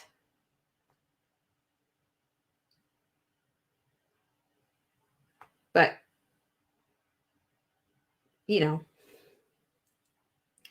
I think that they've talked about Huawei being a concern. Oh, bipartisan. Yeah, we all got bipartisan concern over trade secrets and da-da-da-da. And then what was that other legislation that I said nobody read that legislation either, because what's happening is, for all these imported, illegals or whatnot that are coming in here, they're going to be protected by that last trade agreement, along with the LGBT community. There's tons of social protections in there. I'm starting to believe now, I'm starting to believe, I mean, you can call it conspiracy, whatever, that there is a law that ate the Constitution, and that's the law that they are going by. It's not the Constitution. They throw that in there, kind of like the bun and lettuce. But no, they're actually going to rule this country based under the guise of civil rights, and that would be the law. That would be the law that ate the Constitution.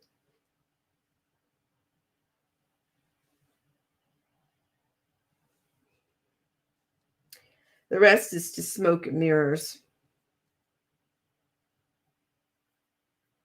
We're already on that loop. So, and it's happening fast. It's really happening. This transformation is happening so fast. And I'm going to be honest. I just don't think I don't think we're going to vote our way out of this. I don't know. Maybe we're going to crawl. Maybe we're going to dig, tunnel. I don't know. I just don't think voting our way out of this is going to get it.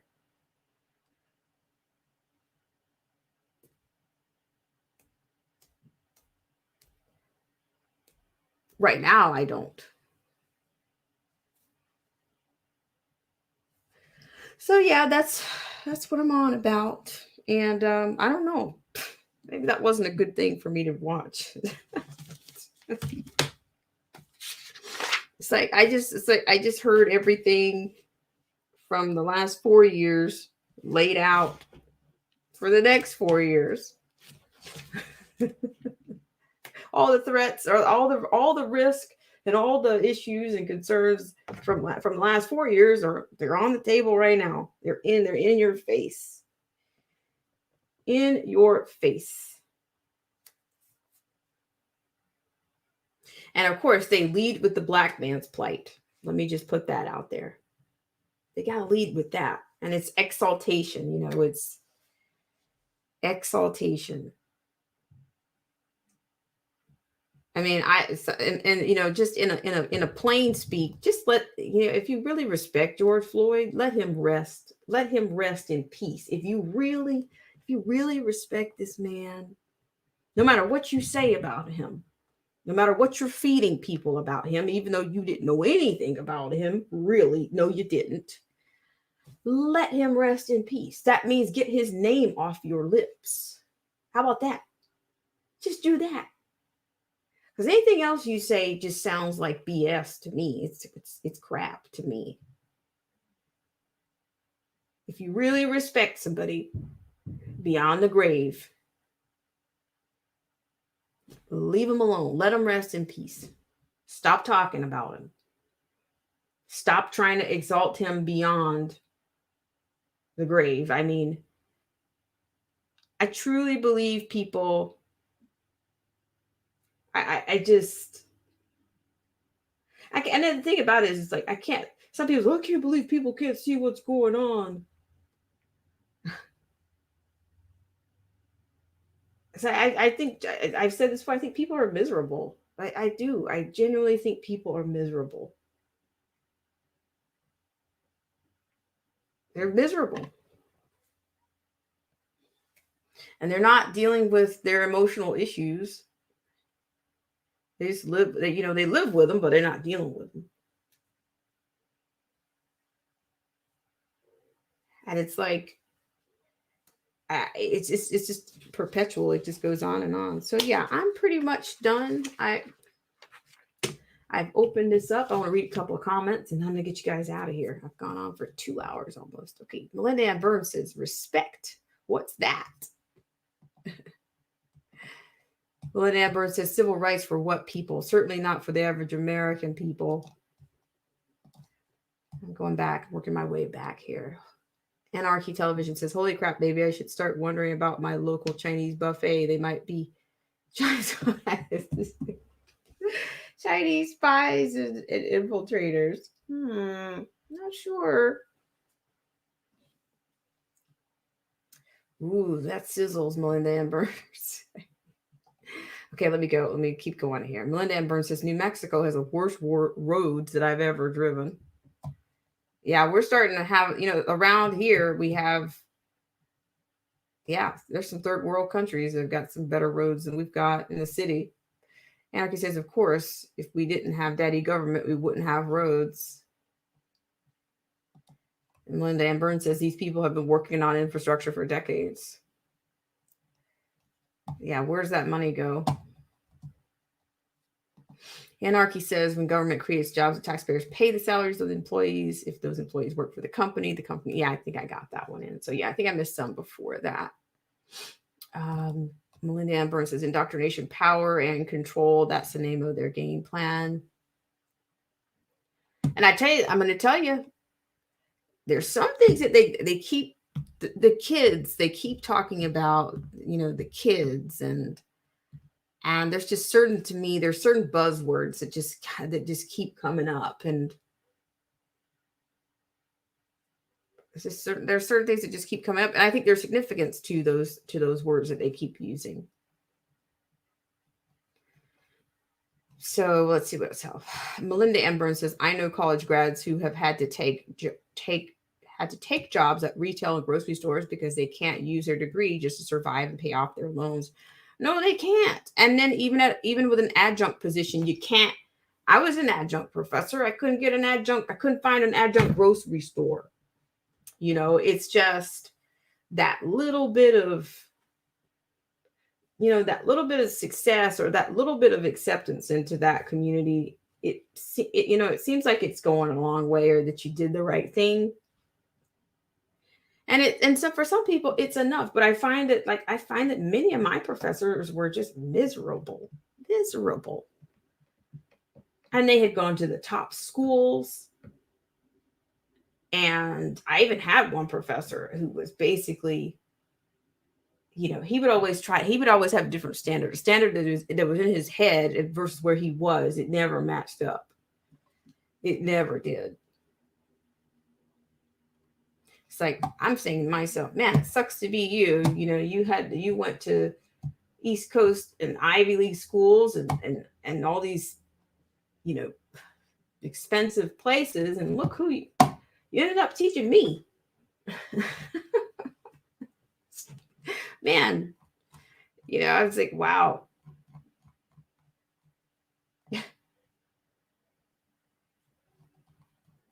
even yeah, like some of that. I mean, oh yeah, I went to this conservatory when I was 12 years old. And now you're teaching at a public university. Okay, I get it. I get it. I get it. I don't want to be like you. Don't worry. I don't want to be like you after this experience. I will buckle down and get it together. Let's see.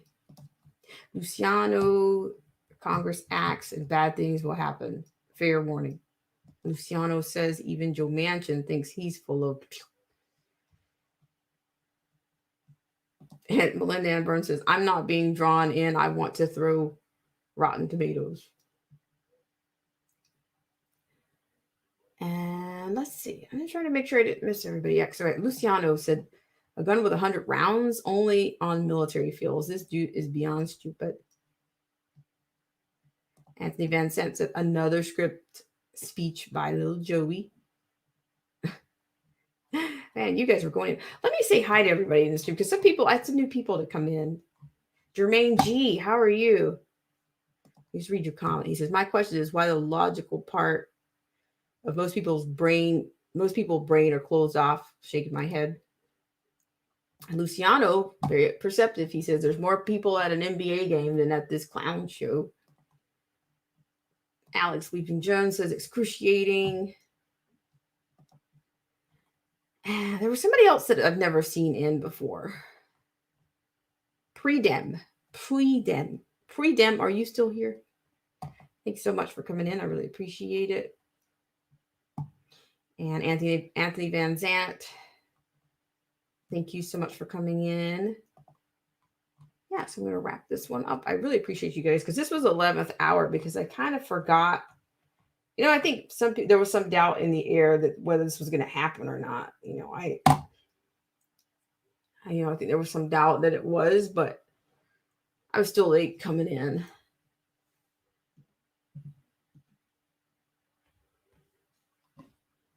Okay. All right, guys. I really appreciate it. I have another. I'm going to read these last three, and then I'm going to run a couple of lines, and then we're going to get out of here. I really appreciate you guys so much for coming in. And Arky says it's really getting really tiring when you always have this threat of some kind hanging over your head all the time.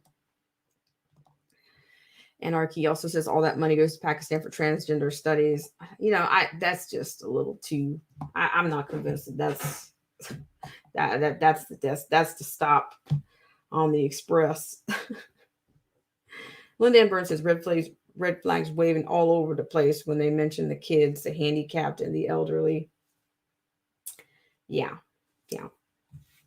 All right, guys. So just 1 second. I'm going to do a couple of infomercials and also remind you guys I am on Twitter. So that is, we'll see how long that lasts. It's not that we are abandoning Twitch or our Twitch honor rollees. We're going to continue to do the Twitch, on a roll. And, but I just decided to give it a whirl. So it's Black Spring with Autumn, and the username is Real Black Spring. You've only got so much you can use over there. So it's, at Real Black Spring. So if you're on Twitter, you want to share your Twitter tag or whatnot, that's fine to do here. I don't know. We'll see. But do I know if that's going to last? I don't know. As a matter of fact, I have a story to that end. They are going to they're cracking down even more so on Facebook and some of these other platforms. Yeah, they're cracking down on those. If they could crack down even anymore. So there's 12, actually there's, according to this live site news, there are 12 state attorneys general demand Facebook, Twitter crackdown on mocktail misinformation. So I'm going to read this one and then I'm going to get out of here. I'm getting into the trenches again. Or maybe I could save this one. It's a lot. I think we did enough. I think that's enough for the brain. I think that's enough for the brain. It's not fair. So what we're going to do is we're going to go ahead and run a couple of infomercials, and we'll be back, and then maybe we'll pick that up on the next live stream. Okay, so I'll be right back. Thank you guys so much.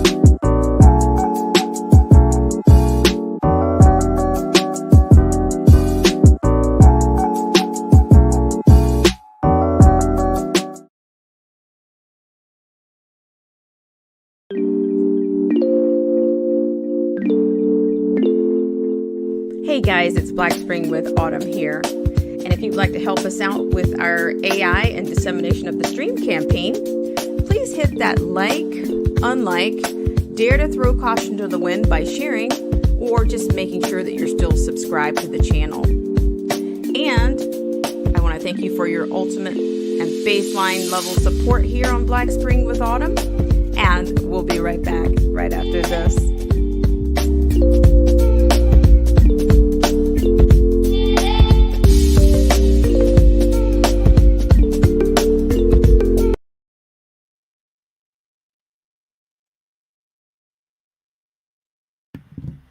All right, guys, I thank you so much for tuning in to this segment of Black Spring with Autumn. And I'm going to read last comments here. And we do have Melinda Ann Burns and Anarchy Television. Melinda Ann Burns says, prayers and blessings to all. Thank you so much. Same to you, my friend.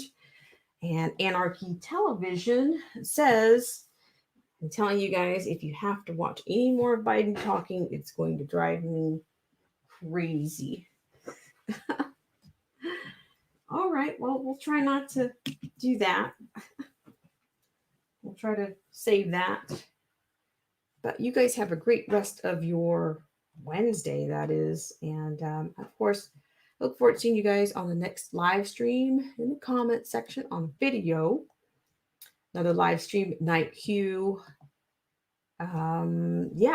Or a Real Under. So I appreciate you guys so much for coming in on the 11th hour.